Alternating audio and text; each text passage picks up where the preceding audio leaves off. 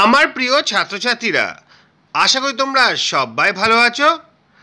প্রতিদিনের পড়াশোনা নিয়ে আবার হাজির হয়েছি। আজ আমরা ষষ্ঠ শ্রেণীর পরিবেশ ও বিজ্ঞান থেকে মানুষের শরীর অধ্যায়ের সমস্ত প্রশ্নোত্তর দেখে নেব। আশা করি তোমাদের অনেক কাজে লাগবে।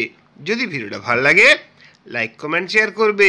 চ্যানেলে যদি নতুন থাকো চ্যানেলটা সাবস্ক্রাইব করে 500 টাকা বেল আইকনটা বাজিয়ে দেবে, যাতে আমার তৈরি পরবর্তী ভিডিওগুলো সবার আগে তোমার কাছে পৌঁছায়।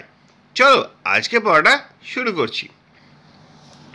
দেখো, প্রথম প্রশ্ন, মানুষের যেখানে হৃৎপিণ্ড অবস্থিত সেই জায়গাটি হলো, চারটে অপশান রয়েছে, সঠিক অপশানটা হবে বক্ষাস্থির পিছন দিকে।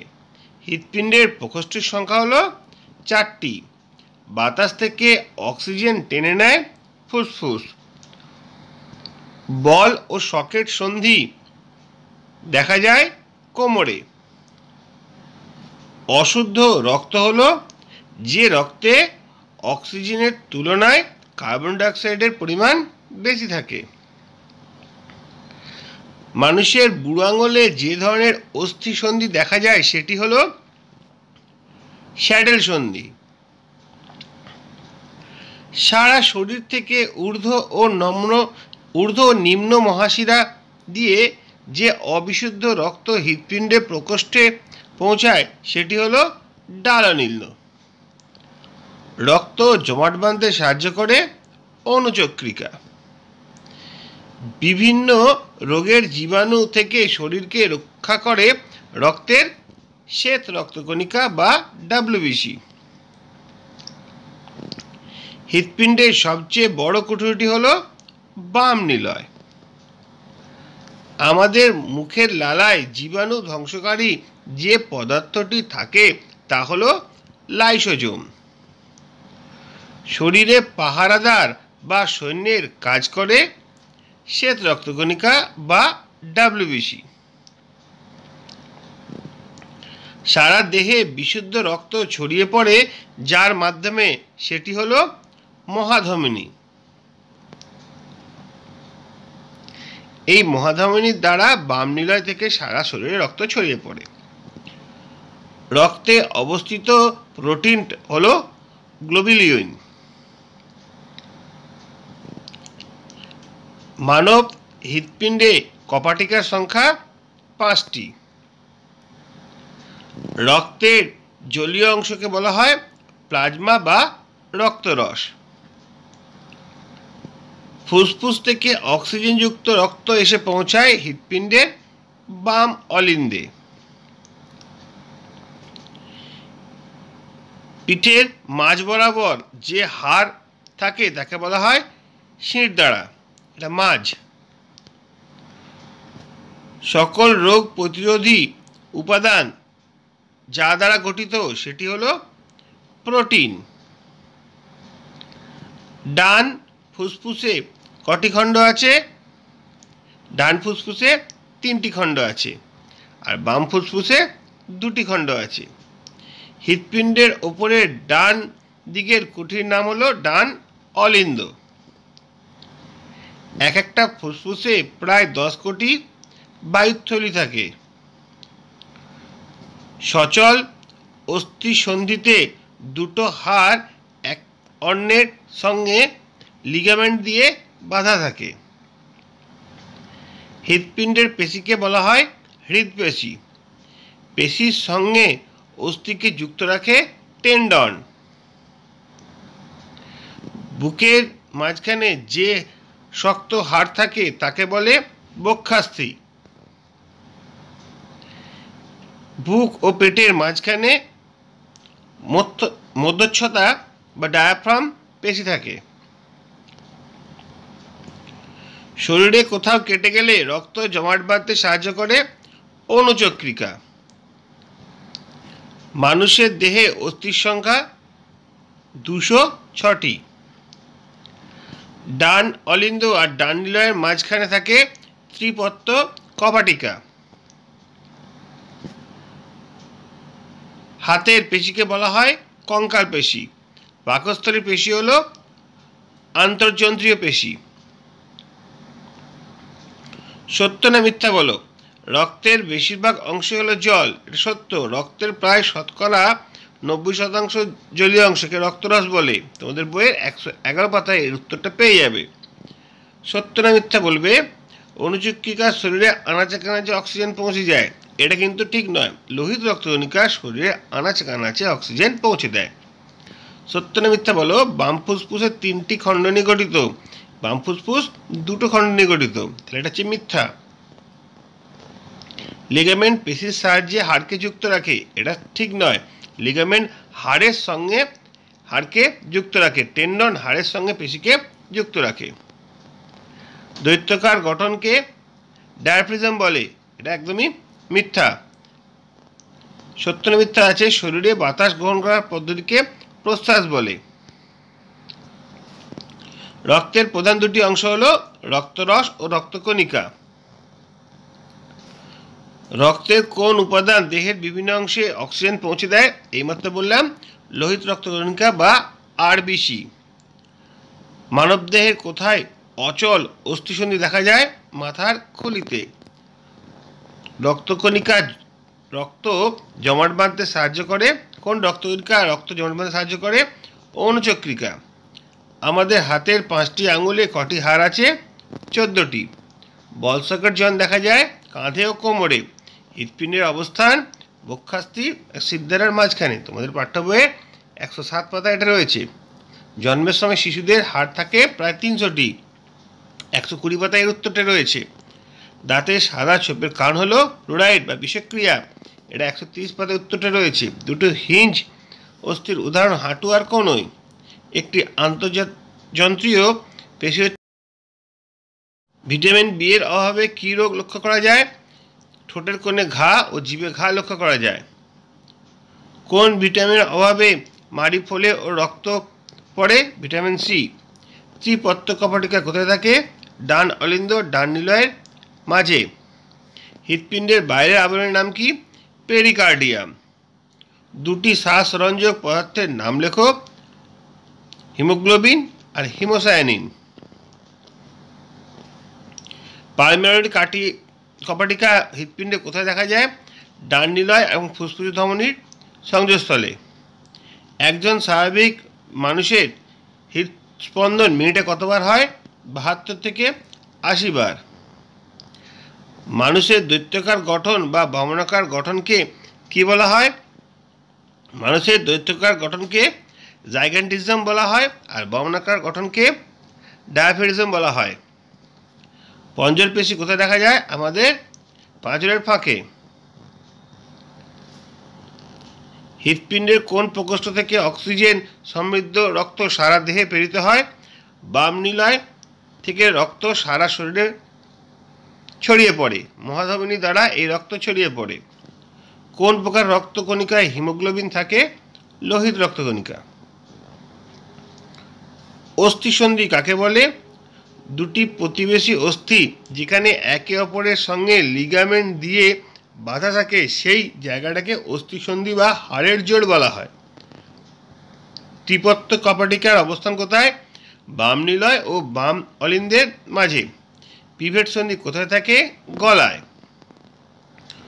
অচল অস্থিসন্ধি দেখা যায় মাথার খুলিতে। ফুসফুসের রং কালচে গোলাপি।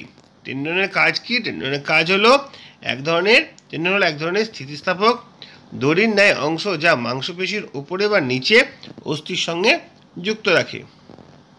মানবদেহে কিভাবে ফুসফুস থেকে বিশুদ্ধ রক্ত বাম নিলয়ে পৌঁছায়? প্রথমে ফুসফুস থেকে বিশুদ্ধ রক্ত শিরার মাধ্যমে বাম অলিন্দে পৌঁছায়। বাম অলিন্দ থেকে সেই বিশুদ্ধ রক্ত দ্বিপত্র কপাটিকার ভেতর দিয়ে বাম নিলয়ে পৌঁছায়। জল বা খাবারে মিশে থাকা জীবাণুদের ধ্বংস করার জন্য আমাদের শরীরে কি কি ব্যবস্থা থাকে? জল বা খাবারে মিশে থাকা জীবাণুদের মারবার জন্য আমাদের লালায় লাইসোজোম নামক একটি উৎসেচক থাকে। এটি জীবাণু ধ্বংসকারী রাসায়নিক পদার্থ। পাকস্থলীতে হাইড্রোক্লোরিক অ্যাসিড থাকে, এটিতেও জীবাণু ধ্বংস হয়। ফুসফুসের কাজ কি?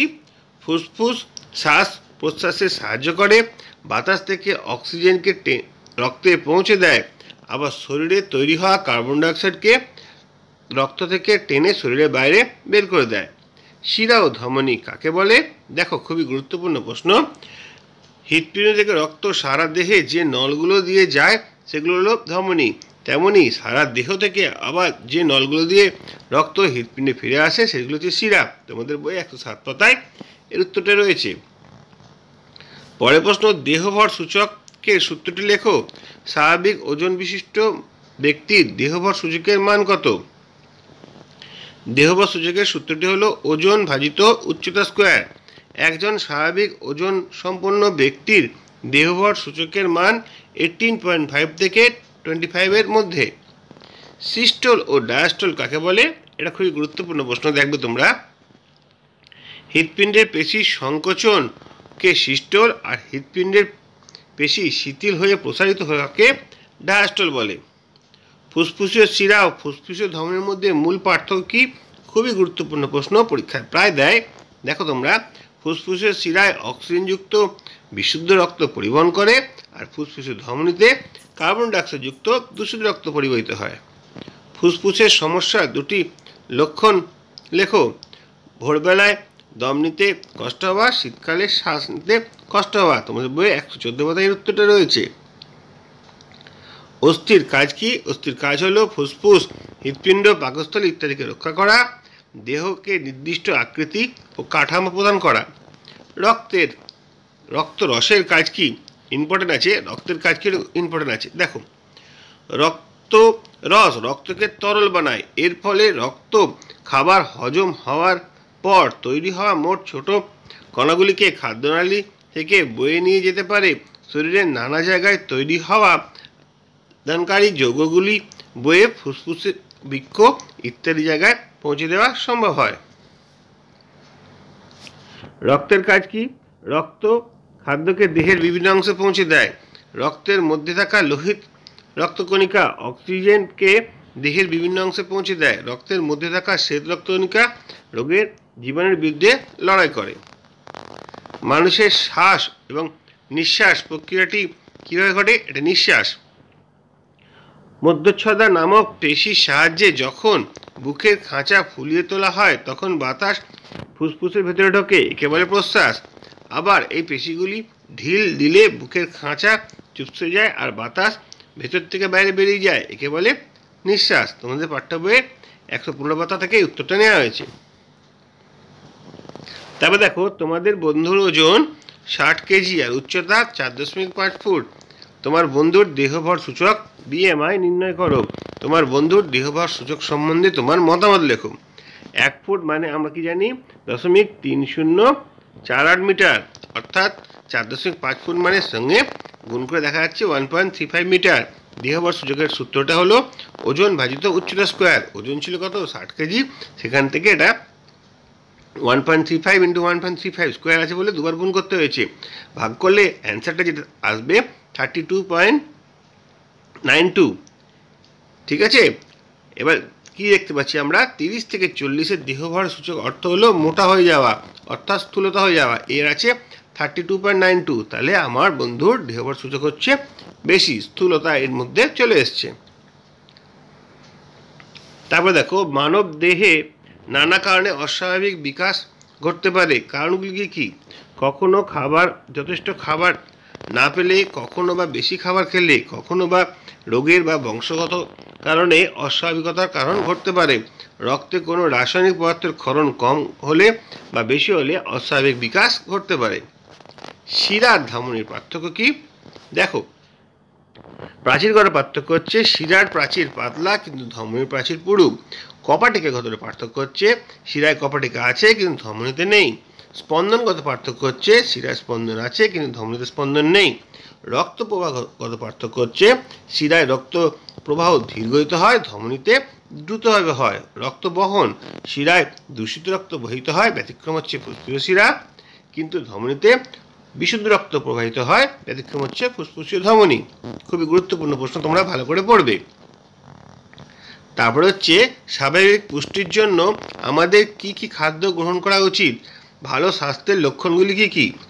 উত্তরটা এমন হয়ে লেখা রয়েছে, দেখো। স্বাভাবিক পুষ্টির জন্য পুষ্টিকর খাবার গ্রহণ করা উচিত। ভালো স্বাস্থ্যের লক্ষণগুলি হলো স্বাভাবিক ওজন হবে, শরীরে কোথাও ঘা থাকবে না, দেহ হবে সুঠাম এবং শক্তিময়, হাত পা হবে সোজা, দেহভর সূচক স্বাভাবিক থাকবে। এই উত্তরটা তোমাদের বইয়ের 131 পাতা থেকে নেওয়া হয়েছে। আমাদের শরীরে পুঁজ কিভাবে গঠিত হয়? দেখো, পোড়া বা কাটা জায়গার মধ্যে দিয়ে জীবাণু আমাদের দেহে প্রবেশ করে। সেই জীবাণু রক্তের মধ্যে থাকা শ্বেত রক্তকণিকাকে মেরে ফেলে, যা সাদা তলের মতো পুঁজ তৈরি করে চামড়া থেকে বেরিয়ে আসে। আর একটা অঙ্ক এখানে দেওয়া আছে, যার ওজন হচ্ছে 50 কেজি আর উচ্চতা 10.9 মিটার। তাহলে দেহভর সূচক কত হবে? আমরা কি জানি দেহভর সূচকের সূত্রটি ওজন বাই উচ্চতা স্কোয়ার। ওজন হচ্ছে 55 আর উচ্চতা 10.9, তাহলে 10.9 ইন্টু 10.9 মানে 9×9=80.81। এটা ভাগ করলে হচ্ছে 61.72। এটা কি হচ্ছে দেহভর সূচক 30 থেকে 40-এর বেশি হলে মোটা বা স্থূলতা হয়, অর্থাৎ আমার বন্ধুর দেহের নানা সমস্যা দেখা দিতে পারে। 30 থেকে 40-এর বেশি আছে, এখানে 61.70 হয়েছে, অনেক বেশি হয়ে গেছে। রক্তের উপাদানগুলি কি কি? রক্তের দুটি উপাদান থাকে, একটা যে রক্তরস আর রক্তকণিকা। রক্তকণিকা 3 ধরনের হয়, লোহিত রক্তকণিকা, শ্বেত রক্তকণিকা, অনুচক্রিকা। এরপরে কিছু মিল আছে, পরপর মিলগুলো আমরা ভালো করে বুঝে নেব। এখানে কি রয়েছে দেখো, 1 নম্বরে রয়েছে ব্রোঞ্জ স্টপওয়াচ, বলের সিজিএক একক। ঠিক আছে, বল সময়, অস্থিসন্ধি, চাপ গণিত ক্ষেত্রফল, সংকর ধাতু আর লিগামেন্ট ডাইন। 1-এর সঙ্গে ডি আছে, 1 কি হচ্ছে ব্রোঞ্জ, ডি কি আছে সংকর ধাতু। ব্রোঞ্জ হচ্ছে একটা সংকর ধাতু। 2-এর সঙ্গে ই আছে, 2-এ কি আছে দেখো 2 নম্বর আমাদের রয়েছে বলের সিজিএস একক। বলের সিজিএস একক কি? ডাইন, মিলেছে। তারপরে 3-এর সঙ্গে এ আছে, 3 কি আছে দেখো সময়। এ কি আছে? সময় মাপা হয় স্টপওয়াচ দিয়ে। 4-এর সঙ্গে আছে বি, 4-এ কি আছে দেখো চাপগণিত ক্ষেত্রফল। বি কি আছে? বি হচ্ছে বল, চাপগণিত ক্ষেত্রফল মানে হচ্ছে বল।